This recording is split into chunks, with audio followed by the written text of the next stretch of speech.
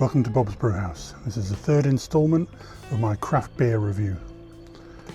First beer today is from Beavertown.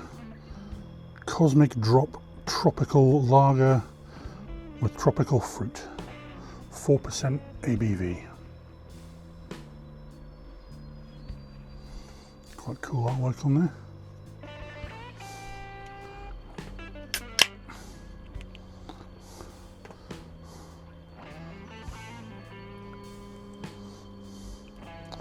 I'm not usually a big lager fan unless it's a decent sort of Eastern European lager that isn't all just gassy and insipid and horrible.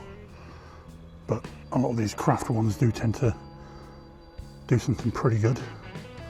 Standard looking lager. Very pale, very highly carbonated, reasonable head on it. Smells interesting, kind of like someone's just poured some fruit juice in a cheap lager.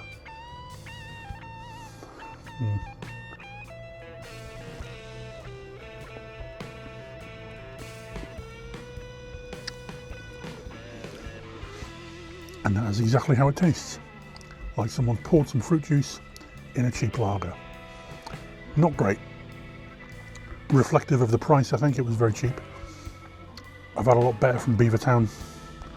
That is not good at all. It's not awful, I'll drink it, but I wouldn't buy it again. That has got to be a 2 out of 10, I think. And I'd say that's fairly generous.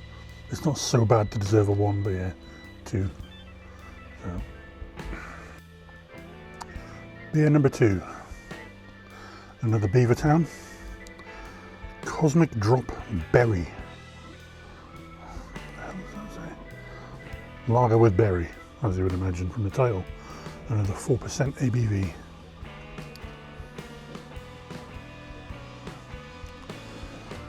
They've definitely got some funky looking art on the cans. If they just paid a bit more attention to the way the beer tastes, maybe it would have been pretty good. Getting a lot of berry aroma off that straight away, just smells like a glass of Ribena.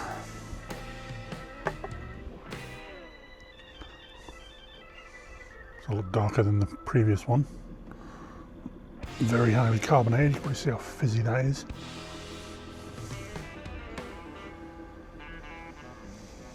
It smells like lager with Ribena.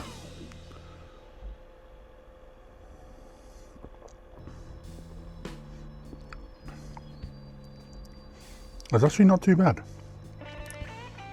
A little bit synthetic tasting. Sort of chemically, but much better than the tropical one previously. But it's still cheap, insipid, trying to save a poor quality lager with just sticking some fruit juice in it.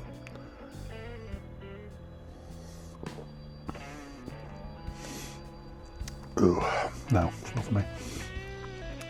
It's better than the previous one, but it's still a very low score. I'm going to give that a 3 out of 10. Beer number 3 from Vocation Brewery, Life and Death Classic IPA. 6.5% ABV.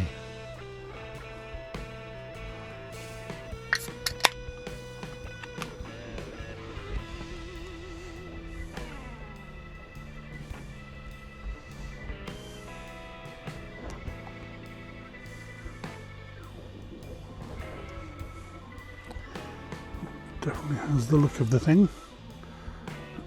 Nice and pale. A little bit of cloudiness to it because it's been in the fridge for a while.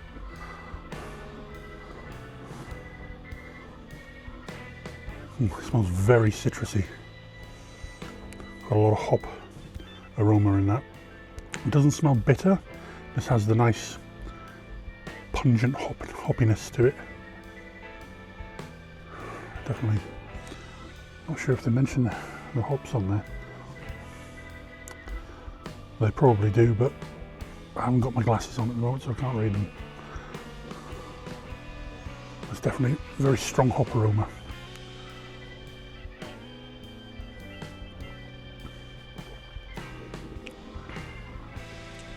That's very nice. Big hoppy punch right away. If you like your hoppy beers, you're going to love this one. There's a lot of hops in there. I think there's a couple of, maybe 2 or 3 different ones. There's definitely a lot of different flavour profiles going on with it. I do like fairly hoppy beers, but I'm more leaning towards the malty side of things. There's not a whole lot of malt profile in that. There is some, but it's really dominated by the hops.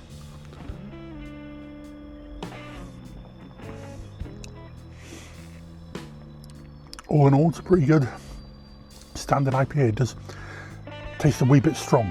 I wouldn't say it's really boozy tasting, because I mean it's not strong, but it is stronger than you'd expect in flavour from a 6.5% IPA. You'd expect something a little bit milder, and that is quite bold, which is a good thing, I think. But it's one of those, I think you should probably take your time with those rather than knocking them back, as I know from experience they can be quite deceptive, and it's such a small can and it's so vibrant hoppy, you think, oh, just knock back a couple, and next thing you know you're waking up the next morning with a headache. So yeah, it is good. It's just best in moderation, I think, those ones.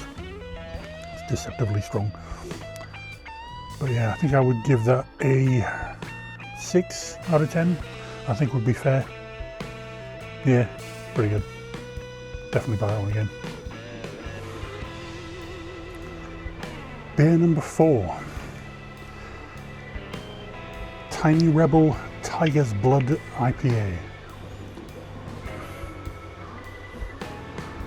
Probably the most manly sounding beer ever created.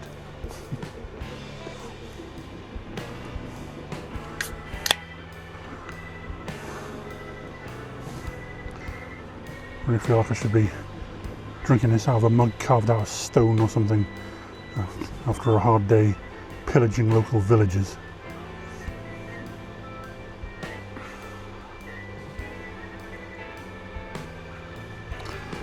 Well, it certainly lives up to the name. It's very red.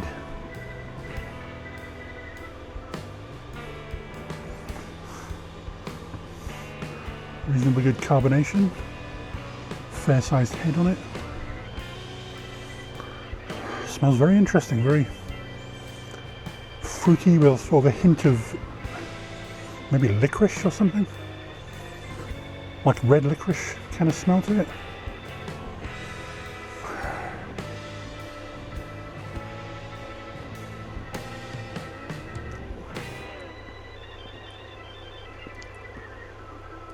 It's really nice.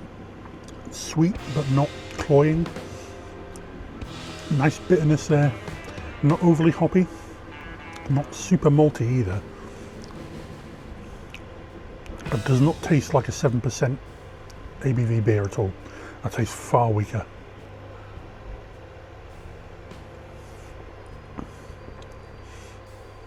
Very nice, rounded, balanced flavour to it. Fruity, but not weird fruity like some of the others that have just taste like fruit juice mixed with beer. This is more of a distinctly blended beverage. It tastes like it's supposed to be the way it tastes, rather than just something that's been knocked together in a hurry.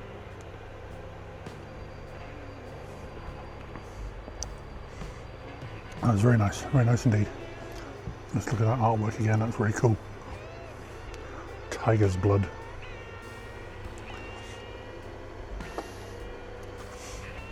I think I would give that a 7 out of 10.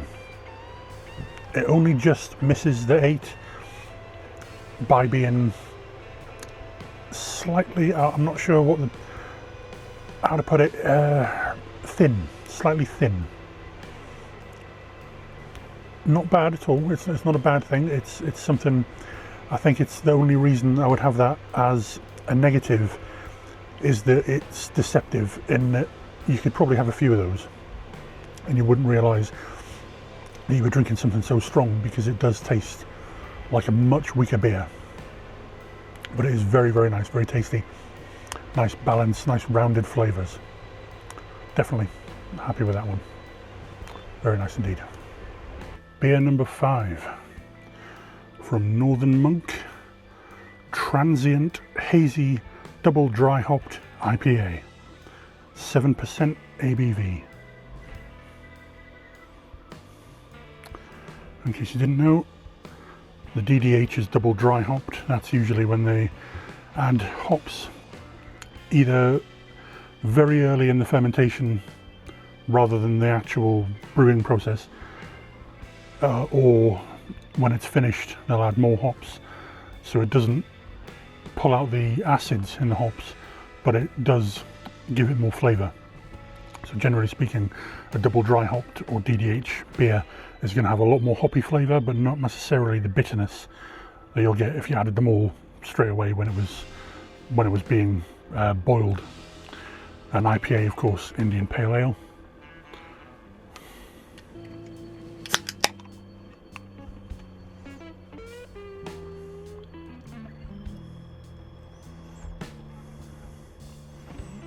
So a lot of really zingy fruit notes coming off that straight away. Very grapefruit, you can smell it a mile away. Well, it's a hazy. Good old hazy look to it. Very grapefruity, citrus. Quite tropical as well, sort of a passion fruit aroma to it. Fairly good carbonation. It's a thin head, but you can see it's quite, I don't know if you can see how fizzy it is. Quite a lot of bubbles in there.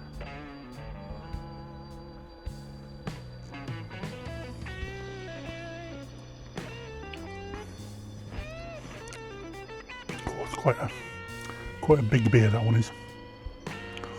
A lot of body to it. Big, full-on, rounded mouthfeel.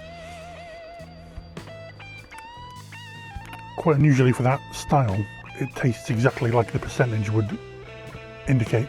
It's a 7% IPA and it tastes like a 7% IPA. It doesn't taste weak, watery. It's right on the money with that. Just about perfect in regards to it's rounded, full-bodied.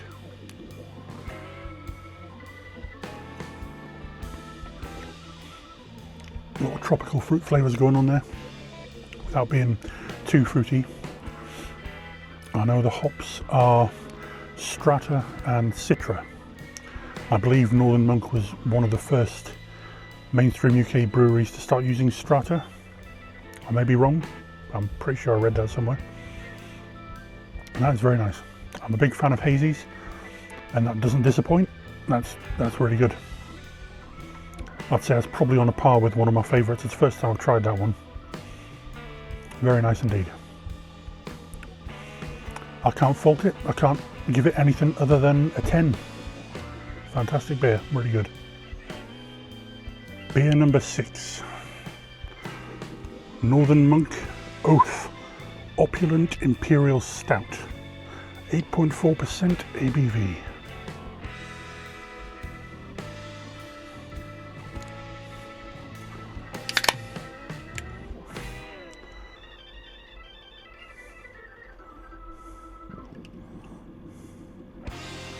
Now, all stouts are dark, but that is very dark. There's an inky blackness to it. And that's quite something. Nice solid white head there. Straight away there's a lot of roasted coffee, chocolate. Really aromatic, stouty, funnily enough. Notes coming off that. It smells very rich, very deep, dark roast flavours, not flavours, aromas to it. 8.4% as well, so that's quite a big beer. It smells really good, really rich.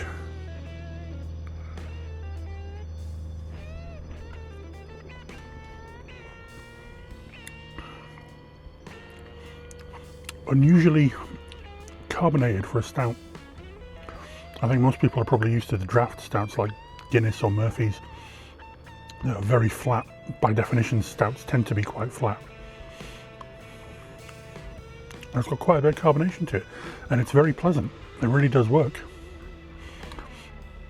I think it stops it being too cloying, too thick. It does give it a bit of lightness that it really does need, and it does help because there's a really strong toasty backbone to it, very heavy malt, sort of coffee, chocolate, roasted barley kind of notes to it.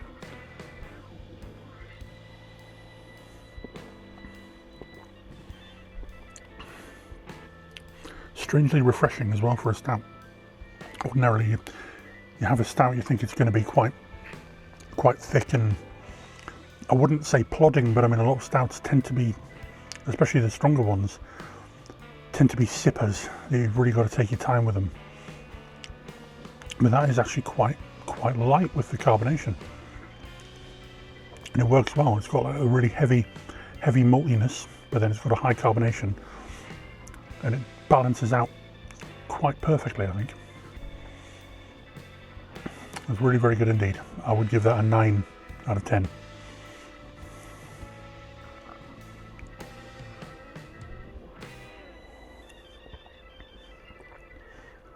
Very pleasant. If you're enjoying any of this nonsense, please do subscribe. It helps the channel and it puts a big smile on my face. So, thanks for watching nonetheless. Even if you don't subscribe, I appreciate watching. Cheers.